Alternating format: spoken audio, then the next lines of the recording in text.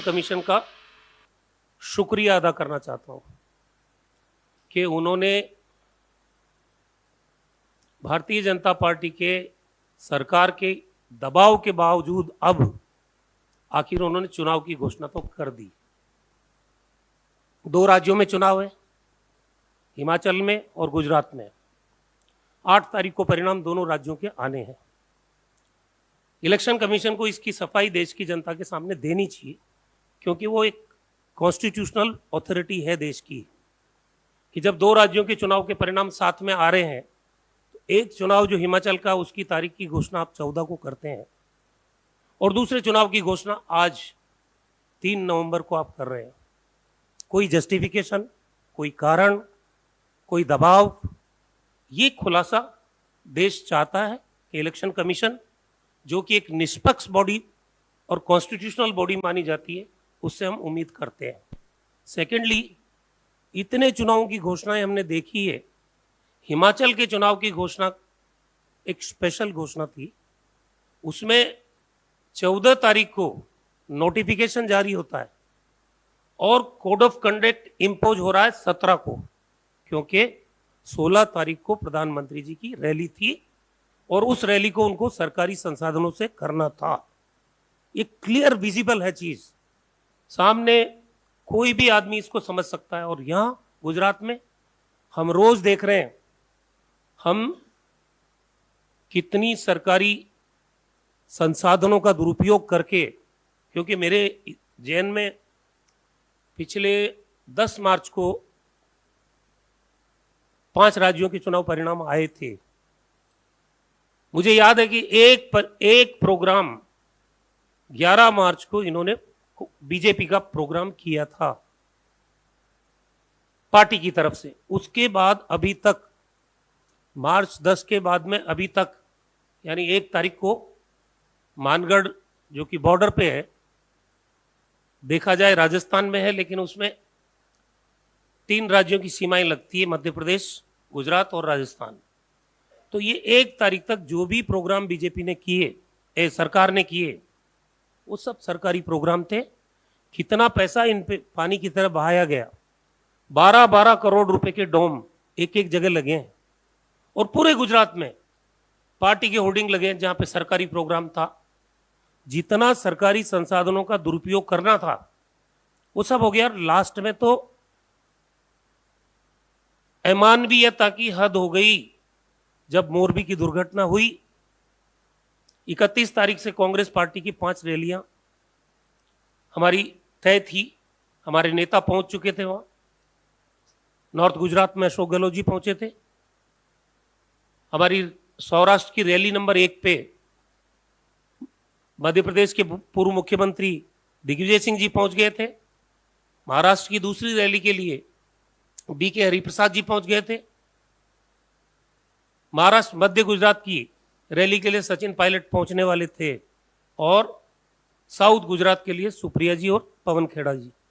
हमने जब रात को 6 बज के, शाम को 6:40 पे ये मोरबी की दुर्घटना हुई, हमने हमारे राजनीतिक प्रोग्राम सब रद्द किए।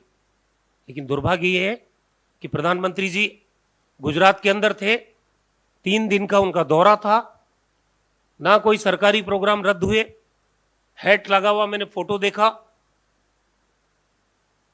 मैं समझता हूं कि मानवीय संवेदनाओं से अगर जरा सा सरोकार भारतीय जनता पार्टी के नेताओं का होता, प्रधानमंत्री जी को तो कम से कम उस राज्य के लंबे समय तक मुख्यमंत्री रहे, देश के प्रधानमंत्री हैं, गुजरात से आते हैं, रद्द करना चाहिए था कार्यक्रमों को। सरकारी कार्यक्रम कोई जरूरी नहीं है, बट उनके ऊपर भी प्रेशर होगा कि इलेक्शन कमीशन को अंततोगत्वा चुनाव की घोषणा करनी है और कोड ऑफ कंडक्ट लग जाएगा तो वो काम नहीं कर पाएंगे। तो उन्होंने सरकारी प्रोग्राम करना उचित समझा, बजाय के मोरबी की दुर्घटनाग्रस्त जो घटना थी उस पर जाने के। अब सवाल ये उठता है कि हम लोग गए, अशोक गहलोत जी गए, मैं गया, दिग्विजय सिंह जी गए, पार्टी के प्रेसिडेंट गए, CLP लीडर गए, हमारे जितने सीनियर लीडर्स हैं हम गए। हमने जो घटनास्थल है उसका मुआयना किया। हम सिविल हॉस्पिटल के अंदर गए, प्राइवेट हॉस्पिटल के अंदर गए, हम जहां फ्यूनरल हो रहा था वहां गए, जो सिविल हॉस्पिटल है उसका रंग रोगन कब शुरू हुआ? प्रधानमंत्री जी की विजिट से पहले सरकार को चिंता यह है कि इस अस्पताल का रंग रोगन हो। यह चिंता नहीं है कि मरीज की देखभाल कैसे की जाए। और एक मरीज जिसके हल्की सी चोट थी, वो फोटो आज सोशल मीडिया पे वायरल भी हुए हैं, उसके घुटने घुटने पर पट्टी थी। जब प्रधानमंत्री जी गए, वही मरीज, उसके पूरे पांव में प्लास्टर किसने चढ़ाया? ये जरा गौर करने और लायक तथ्य है। तो मैं समझता हूं कि गुजरात में जहां 27 साल से भारतीय जनता पार्टी की सरकार है, ये ब्रजेश मिर्जा वहां के मंत्री हैं इस सरकार के, हमें धोखा देके गए थे, पहले हमारी पार्टी से चुनाव जीते थे। क्या कनेक्शन है? हमारे जो केंद्रीय स्वास्थ्य मंत्री, उनके फोटो जो भी ठेकेदार है उसके साथ सार्वजनिक हो रहे हैं। ब्रजेश मिर्जा जी ने नए साल में 25 नवंबर को इस पुल का आनन फानन में क्यों उद्घाटन करवाया, जब 100 साल पहले इस पुल का लोड 15 लोगों का या 16 लोगों का आंका गया था, क्योंकि करीब 140 साल पुराना पुल है, 6 महीने से बंद था ये। जब इसके लोड की पहले कैपेसिटी देखी गई तो 15-16 लोगों से ज्यादा एट ए टाइम नहीं थी। क्या कारण रहे कि आपने 300, 350, 400 लोगों को पुल पे अनुमति दी, जिस पुल की कंडीशन नहीं थी ऐसी। 2 करोड़ रुपए आपने खर्च करने का दावा किया, चुनावी फायदा लेने के लिए आनन फानन में उसका उद्घाटन किया और पब्लिक के लिए खोल दिया आपने, और सैकड़ों लोगों को, उनकी जिंदगी को खतरे में डाला आपने। ये सवाल इतने हैं, और हमने कहा था कि हाईकोर्ट के जज से जांच कराइए। एसआईटी कुछ नहीं होती है, अधिकारी होते हैं आपके, अधिकारियों से जो रिपोर्ट बनाओ, सुप्रीम कोर्ट या हाई कोर्ट के जज से आप जांच कराएंगे और टाइम बाउंड जांच होगी 10-15 दिन में, तो असलियत पता चलेगी कौन जिम्मेदार है। अब मजदूरों के खिलाफ कार्रवाई कर रहे हो। ताज्जुब की बात यह है कि जो एफआईआर दर्ज हुई है, वो एफआईआर को आप पढ़ लीजिए, किसी का नाम नहीं है उसके अंदर। ऐसी एफआईआर होने का मायना क्या है जिसमें किसी का नाम नहीं, किसी की जिम्मेदारी नहीं है, और ये एसआईटी गठित करके इसको लीपापोती कर रहे हैं। गुजरात में मैंने कहा 27 साल से बीजेपी का शासन है। हमारे चंद सवाल है उनसे, हम चार्जशीट बना रहे हैं, चार्जशीट जारी करेंगे अहमदाबाद से 1-2 दिन में। लेकिन जो ज्वलंत प्रश्न आज गुजरात की जनता फेस कर रही है, महंगाई है, बेरोजगारी है, ये तो पूरा देश महसूस कर रहा है। अर्थव्यवस्था चौपट हो गई, रुपये का अवमूल्यन हो गया, ये पूरा देश भुगत रहा है, उसमें गुजरात भी अछूता नहीं है। लेकिन सवाल ये है कि गुजरात ड्रग ट्रैफिकिंग का अड्डा कैसे बना? एक ही पोर्ट पे हजारों करोड़ की ड्रग्स पिछले 6-8 महीने से लगातार क्यों पकड़ी जा रही है? वहां गांधी का प्रदेश है, शराबबंदी है, इलिसिट लीकर, जहरीली शराब से 70 लोग उनकी मौत हुई। आज ऑर्डर पे आप किसी भी घर पे शराब अवेलेबिलिटी हो सकती है। क्या कोई रैकेट काम कर रहा है? क्या उस पे कोई राजनीतिक संरक्षण है? और तीसरी चीज, गुजरात में 5 लाख पद, स्वीकृत पद, जिनकी फाइनेंशियल सैंक्शन निकली हुई है, आज तक खाली क्यों पड़े हैं? एक पेपर लीक हो, 2 पेपर लीक हो, लगातार 22 पेपर लीक हो गए। यहां राजस्थान में 1 पेपर लीक हुआ था, और बिहाइंड द बार है सारे कल्पिट। गुजरात में किसी पर कार्रवाई नहीं हुई, और 5 साल में 5 लाख पद आज भी खाली पड़े हैं, कोई नई भर्ती नहीं है। सड़कों का हाल हमने देखा अभी, जरा सी बारिश के अंदर 4 सवारी गाड़ी में बैठी, 4 की 4 सड़क के अंदर उतर गई। कोविड मिसमैनेजमेंट, रेमडेसिविर नहीं था, टोसिलिजुमैब की बात छोड़ दीजिए, 40,000 का इंजेक्शन वो हम प्रोवाइड कर रहे थे राजस्थान में, लेकिन रेमडेसिविर इंजेक्शन की अवेलेबिलिटी नहीं, वेंटिलेटर नहीं लोगों के, ऑक्सीजन नहीं, बेड नहीं, ड्रिप चल रही है एम्बुलेंसेज में, प्राइवेट गाड़ियों के अंदर लोगों की। तो कैसा सिस्टम है भाई 27 साल में? हम मानते प्राइवेट प्राइवेट हॉस्पिटल अच्छे हैं, लेकिन जिसकी पॉकेट अलाउ नहीं करती उसको सरकारी अस्पतालों की जरूरत है। ये जो परिस्थिति बनी, 3 लाख लोगों ने तड़प तड़प के गुजरात में दम तोड़ा है, कौन जिम्मेदार है इसका? आप सरकार बदल सकते हो। कोविड मिसमैनेजमेंट में हालांकि इन्होंने सार्वजनिक रूप से गलती स्वीकार नहीं की है, लेकिन कोई तो कारण है। सरकार में मंत्री बदल जाते हैं, मुख्यमंत्री बदल जाते हैं, लेकिन ये पहला अवसर है जब मुख्यमंत्री सहित पूरी सरकार को 1-1.25 साल पहले चुनाव के किसी राज्य में बदला जाए, तो कोई तो कारण होगा, पब्लिक लाइफ में बताना पड़ेगा आपको। लेकिन आज तक कोई खुलासा नहीं किया। सरकार विफल रही, 3.25 साल तक खामोश रहे ये, और फिर जिन लोगों को बनाया मुख्यमंत्री और सरकार में जो भी बनाया, मैं टिप्पणी नहीं करना चाहता, लेकिन ये भी रिमोट कंट्रोल की गवर्नमेंट है। चीफ मिनिस्टर सीधे आदमी है, पहली बार एमएलए बने हैं, लेकिन ये गुजरात का चुनाव है, देश का चुनाव नहीं है। अब प्रधानमंत्री जी 10-10 दिन वहां रह रहे हैं। हमने कहा है कैंप ऑफिस बना लीजिए, पीएम ऑफिस का। देश पूरा आपसे उम्मीद करता है कि आप हमारे काम करो। गुजरात चुनाव को फोकस करके क्या मुख्यमंत्री बदला आपने, उसके चेहरे पे भरोसा नहीं है? पार्टी की आपकी इकाई है, उस पर भरोसा नहीं है?